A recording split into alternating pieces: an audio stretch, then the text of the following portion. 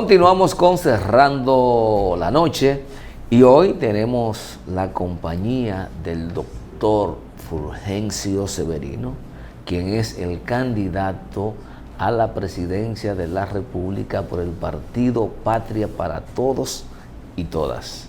Buenas noches, doctor. Buenas noches, ¿cómo están ustedes? Bienvenido. Muy contento aquí de compartir con ustedes y su distinguido y amable público, así que a sus órdenes. Bienvenido, bienvenido. Doctor, yo pienso que sería importante, antes de adentrarnos a hablar de su candidatura, de sus propuestas de cara a terciar por la plaza mayor del proceso electoral, que es la primera magistratura, es decir, la presidencia de la República. Nos gustaría que nos cuente el desempeño de Patria para Todos y Todas y aliado en las elecciones municipales. Bueno, se puede decir que desde el punto de vista de la proporcionalidad fue bien. Nosotros habíamos definido con tiempo que no participaríamos en todos los municipios por un conjunto de razones económicas. Ustedes saben que nosotros no recibimos recursos de la Junta Central Electoral y una campaña electoral requiere un nivel de inversión mínima. Entonces, en muchas localidades, muchos compañeros consideraron que no tenían esas capacidades y el partido no está en condiciones de aportar esos recursos y optamos participar en 20 municipios. En 3 de ellos sacamos un 3% de la votación, que fue San Francisco de Macorís, Ocoa y el municipio de Villa Jaragua. En el resto, pues hubo un desempeño que va desde un 0.5 en algunos municipios, en donde menos tuvimos en proporcionalidad de desempeño, pues tuvimos alrededor del 0.4. Naturalmente que un efecto, una parte negativa de esa participación fue no haber obtenido algunos regidores y regidoras, que era parte de los objetivos del partido. Al principio teníamos expectativa en 10 de los 20 municipios. Sin embargo, el desempeño que finalmente logramos pues no estuvo acorde con esa realidad. Es la primera participación del partido en un proceso electoral, aprendimos mucho, aprendimos los errores que cometimos como partido y aunque muchos fueron prevenibles, pero no se lograron las correcciones para evitar, en una sociedad donde todavía el voto consciente sigue siendo minoritario, porque estaríamos hablando entre un 10 y un 15%, que es más o menos el voto consciente que hay en la República Dominicana, pero que no se mueve tan fácil a votar. Hay un voto consciente que se está movilizando de manera difusa, o sea, está participando en múltiples proyectos, de tal manera que la dispersión de los grupos progresistas del país afecta la posibilidad de que ese 15% actúe en una misma dirección, porque como ustedes saben, de los 4 grupos que nos consideramos en el ámbito del progresismo en la República Dominicana, 3 de ellos fueron a hacer pactos y alianzas con los partidos que hay que vencer, que fue el PLD, la Fuerza del Pueblo, que fueron aliados a Opción Democrática en algunas localidades, y en lo que tiene que ver con el Frente Amplio en el nivel municipal, pues participó aliado al partido de gobierno, y Alianza País pues tiene un acuerdo completo con el partido de gobierno, de tal manera que estos elementos resultaron pues con efectos muy negativos para un desempeño de la única candidatura progresista que iba independiente, que era la nuestra. O sea, nosotros dijimos muy temprano que no haríamos alianza ni con los partidos que representan los intereses de los sectores más ricos del país, que representan la desigualdad, que representan las injusticias, y tampoco iríamos aliados con quienes hicieran alianza con ellos. De De tal manera que esa es la situación que caracterizó la participación de Patria para Todos y Todas en el 18 de febrero. De tal manera que, repito, de las 20 localidades en las que participamos, 3 tuvieron el mejor desempeño, que fue San Francisco de Macorís, con un 3%, que es notorio porque San Francisco de Macorís tiene una votación bastante alta. Nosotros sacamos ahí 1.600 votos en San Francisco de Macorís. Y Ocoa, que es menos influyente en términos de votación, ahí sacamos unos 400 votos con el compañero Juan Santana, que sacó un 3%, la candidatura, él sacó la mayoría de los votos. Y en la parte de Villa Jaragua, allá en la provincia de Bauruco, pues también sacamos un 3%. Un elemento negativo que también aprendimos de este proceso es que no se hizo esfuerzo porque en esos lugares se llevaran la candidatura completa, y como el voto por sumatoria, también eso resultó en un impacto negativo en los resultados finales que perseguía el partido, que era obtener algunas regidurías. No aspirábamos a sindicaturas, sabíamos que no teníamos posibilidades, pero sí creíamos que algunas regidurías podíamos alcanzar. Doctor, y en esas 3 demarcaciones que usted habla, San Francisco, Villa Jaragua y Ocoa, dijo que sacaron el 3% de la votación. ¿Qué porcentaje requerirían haber sacado para tener derecho a una plaza en el nivel de regiduría? Bueno, en San Francisco de Macorís se hubiese necesitado el 6%, más o menos. El 6%. San Francisco de Macorís, en Ocoa mucho más. Sería duplicar el voto, 1.300 con 2. En Ocoa se hubiese necesitado casi el 10%, en Ocoa. No. En Villa Jaragua se hubiese necesitado al menos también el 6% para poder obtener una regiduría. Casi en ninguna parte, ni en ningún distrito, ni ninguna circunscripción, con un 3% se gana una regiduría. Usted habló de los partidos a vencer, que son los partidos que han estado al servicio y que han fomentado este modelo de crecimiento desigual. ¿Y no será, doctor, que más que darse la tarea de vencer a esos partidos es ganar confianza del votante?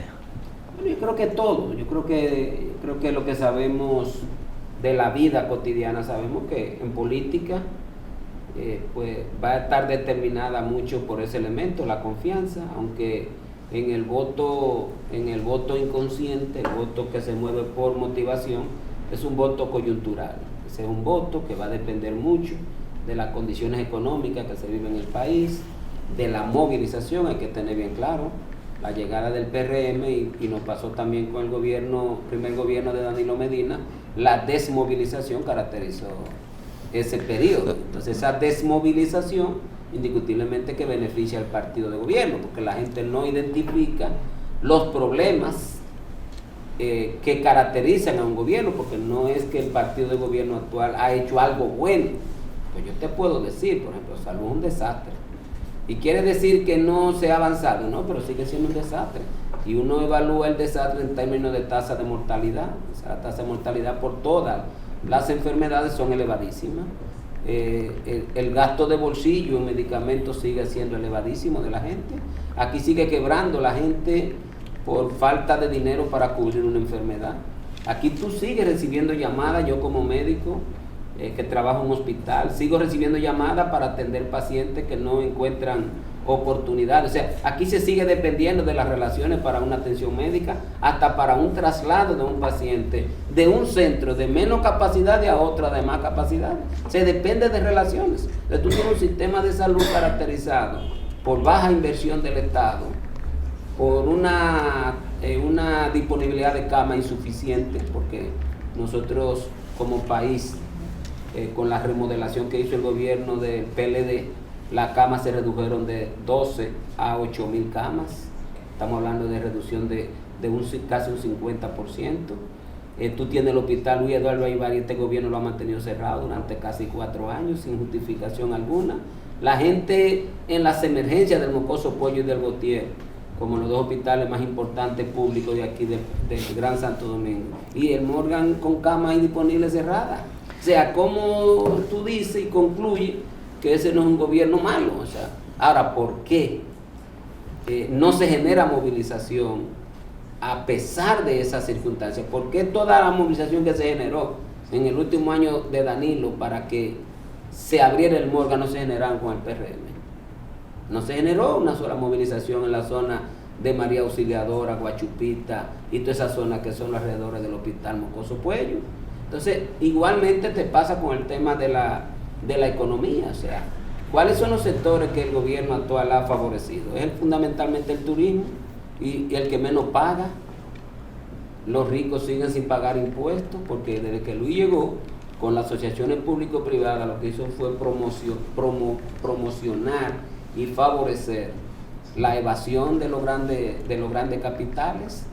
Aquí los hoteles no pagan un peso de impuestos, excepto el que pagamos nosotros el 18% cuando vamos a los hoteles a ocupar una cama, pero esos tipos de la ganancia que obtienen no pagan un peso en República Dominicana. Entonces, sí, el turismo es grande, crece mucho, pero ¿y qué crece si no aporta en nada que no sea el deterioro medioambiental, donde se desarrolla al empobrecimiento de esa población alrededor del cual gira el hotel?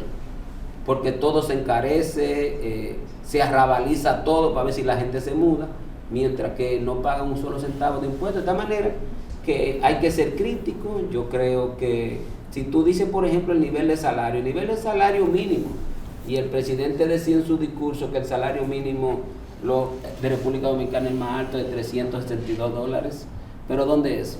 O sea, ¿cuántos empleados aquí ganan $362?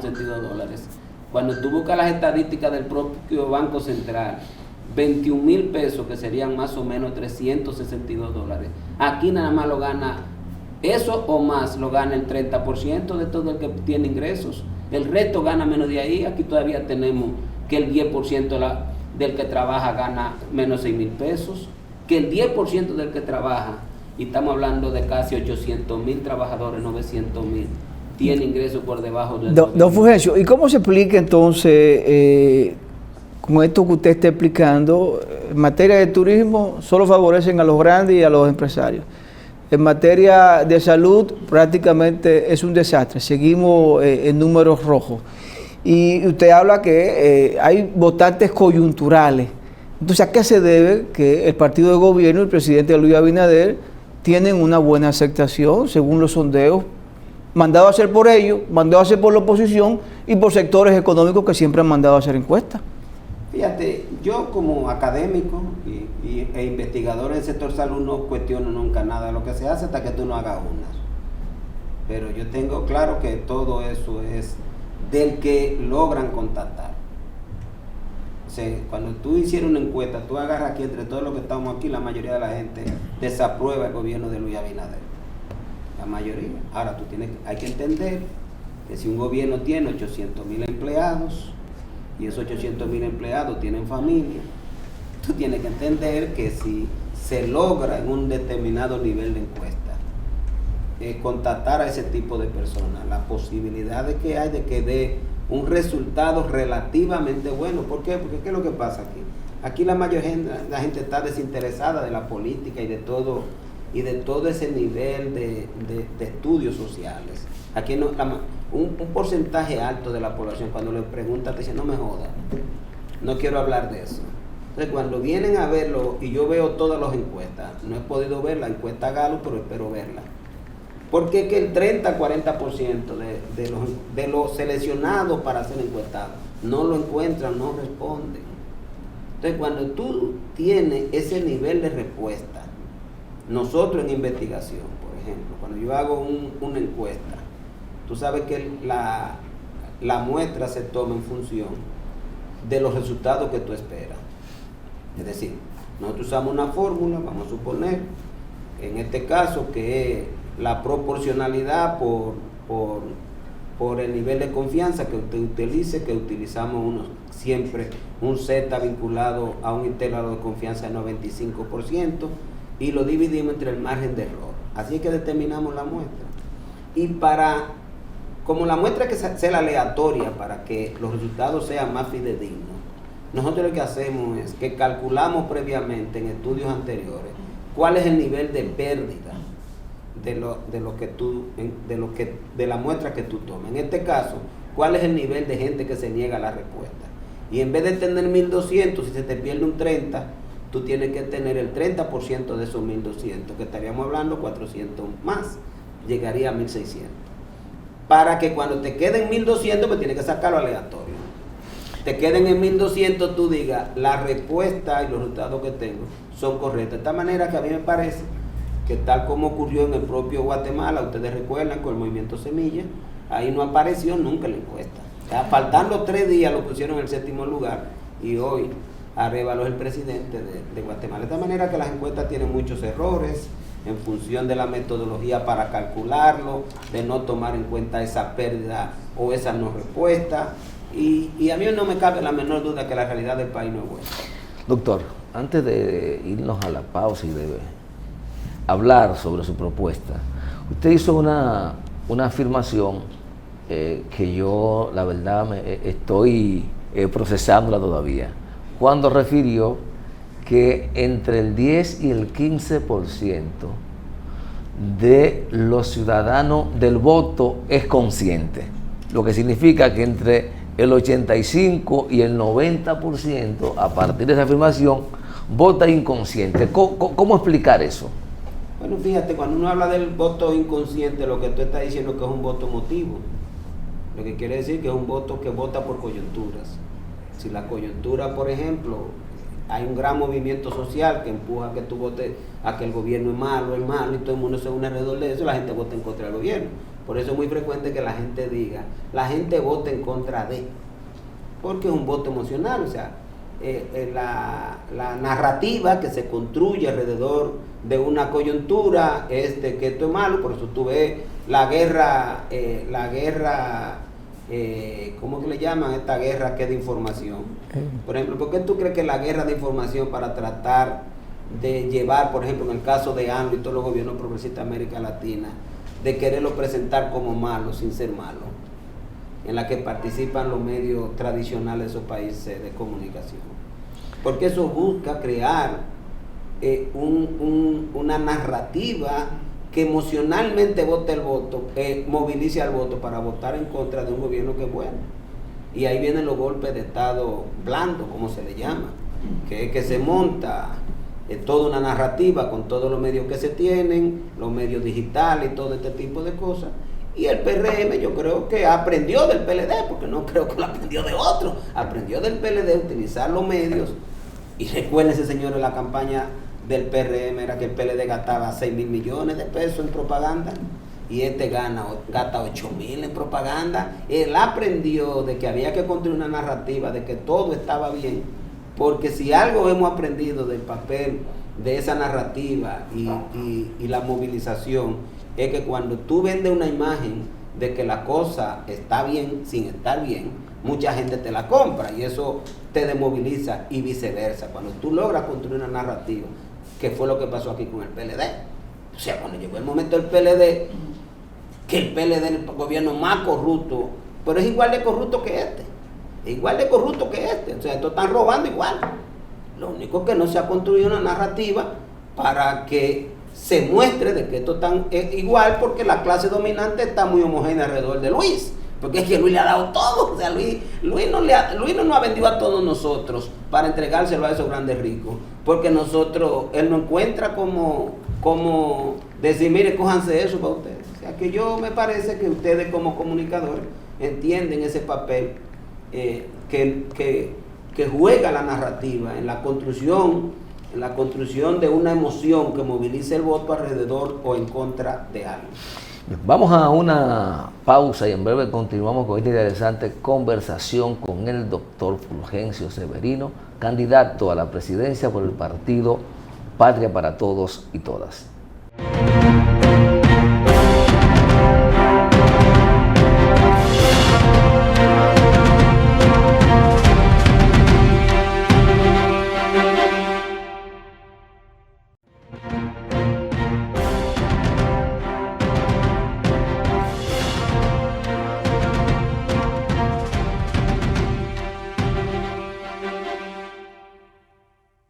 De vuelta con Cerrando la Noche. Las emociones.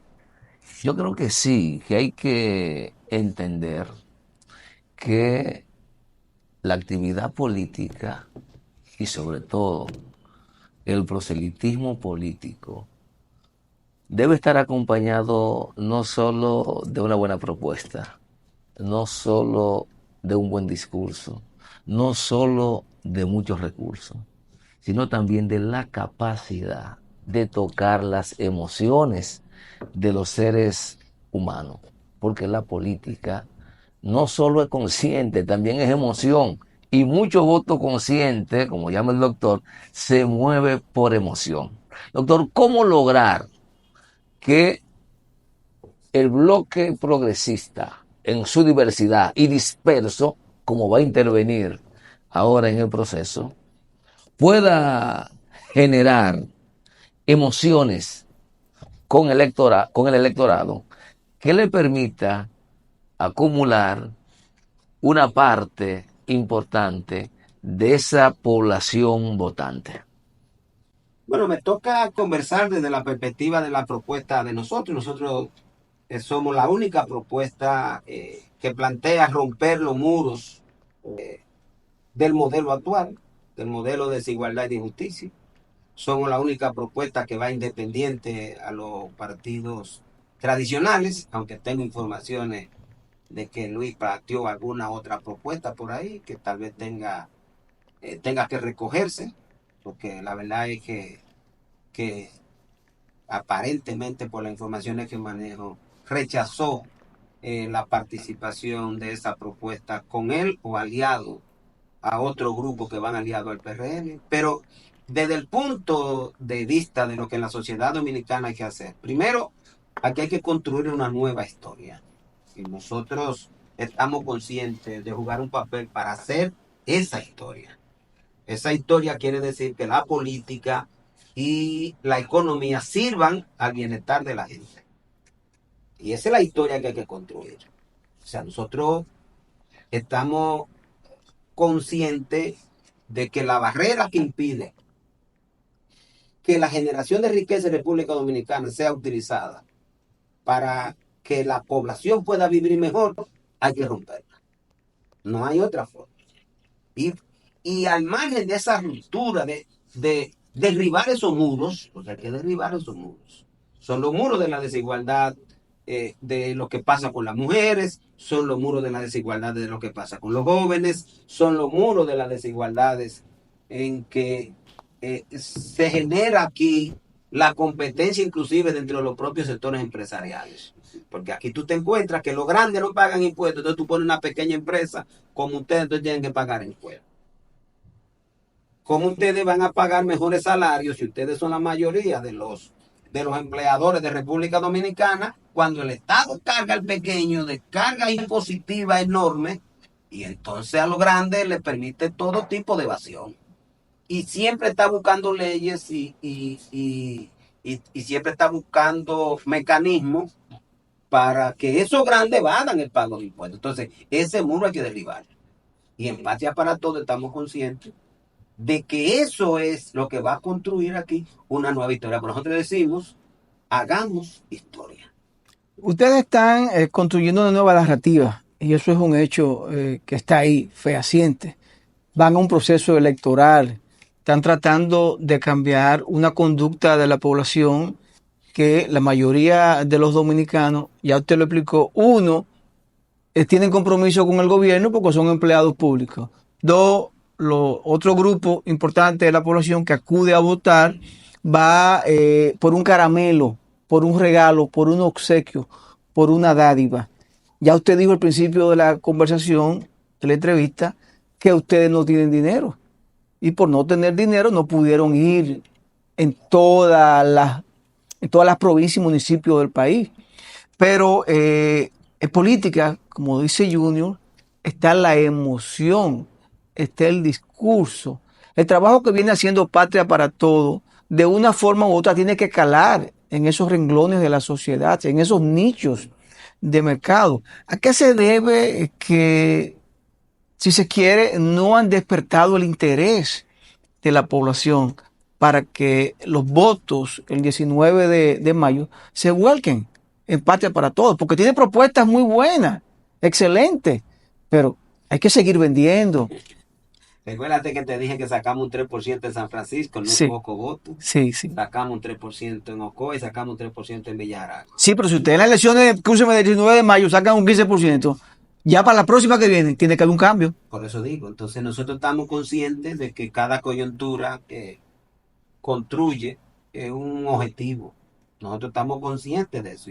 Y esos elementos que ustedes resaltan de no recibir dinero de la Junta, de nosotros no estar de acuerdo con el financiamiento a los partidos políticos, de nosotros creer que la política debe convertirse en una herramienta para los buenos discursos, no para el que vende droga, no para el que roba en el gobierno, que son los que manejan grandes recursos, porque o sea, solo desde la perspectiva de la política en manos de personas eh, conscientes de que quieren construir una sociedad, es que nos va a permitir hacer una nueva historia. O sea, nosotros estamos convencidos de que nuestro papel en esta coyuntura es primero plantear que es factible de forma independiente a los partidos tradicionales construir la historia. Segundo, eso es nuestro papel. Y nosotros estamos trabajando y vamos a seguir impulsando la posibilidad de que el resultado electoral del 19 de mayo, a partir de nuestra propuesta, sea lo que nosotros le llamamos exitosa. Lo que nosotros llamamos exitosa. El éxito de la coyuntura.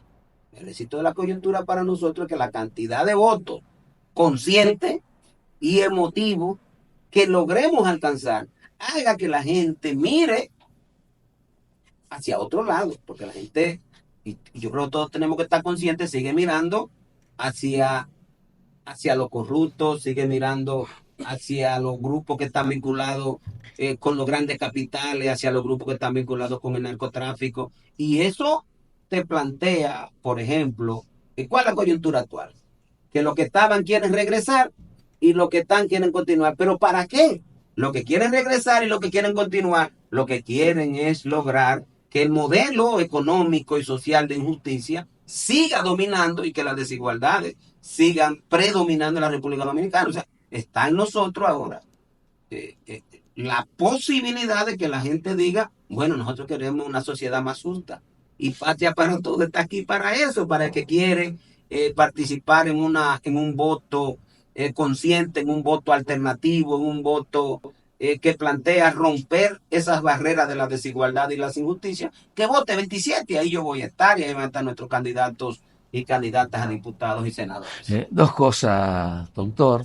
Eh, por un lado, creo que no todo el que vota a los partidos de gobierno es un voto emocional o es un voto inconsciente. Eso podemos discutir más adelante. Ahora, quiero que le dedique tiempo a un tema en 2 minutos que nos quedan, me están regalando. Doctor, si ustedes no reciben recursos de la Junta Central Electoral, si ustedes, su nivel de relación primaria es con los sectores más deprimidos económicamente de la sociedad, y están conscientes de que se necesitan recursos, ¿de dónde van a sacar los recursos para competir en los procesos electorales? Bueno, como te digo, o sea, nosotros no aspiramos a competir en economía ni en gasto, porque nosotros ni vamos a comprar votos, ni vamos a pagarle 3,000 ni 4,000 pesos a un delegado, porque esa no es nuestra visión de la política. O sea, no es nuestra visión de la política. Ni vamos a gastar grandes cantidades de dinero en publicidad, porque nuestra visión de la política es una política de bajo costo. Y nosotros creemos que se puede ganar, porque en otros países lo han ganado, sin tener que incurrir en ese nivel de gasto. Porque en República Dominicana, ese alto nivel de gasto que tiene la política, compromete el resultado electoral con esos sectores que financian esa política. Nosotros tenemos que estar conscientes. Y dentro de toda la barrera que hay que romper, esa es una. O sea, aquí hay que lograr que lleguemos al gobierno sin esos niveles de compromiso con esos sectores que son financiadores y que provienen de la corrupción y el narcotráfico y de un sector empresarial que es vanidoso, que es codicioso, que es como sea, lo único que priva es en los placeres. Nosotros tenemos claro que sea hoy, sea mañana, el resultado electoral tiene que ser para romper toda esa barrera, todos esos muros, porque mañana nosotros que queremos que estos muchachos que están acá, que son camarógrafos, ellos puedan ser candidatos sin disponer de recursos, pero tienen un buen discurso, tienen una buena intención y puedan salir electos. Don Fulgencio, gracias por aceptar la invitación y estar aquí encerrando la noche, exponer, conversar con este público y pues ojalá ese voto consciente, ese voto independiente se dé a conocer el 19 de mayo en las urnas. Así que suerte. Hoy nos ganamos 3. Amigos televidentes, a ustedes gracias por la sintonía. Este equipo encabezado por Junior Espinosa y quien les habla, Giovanni Almonte. Nos despedimos. Será pues hasta mañana.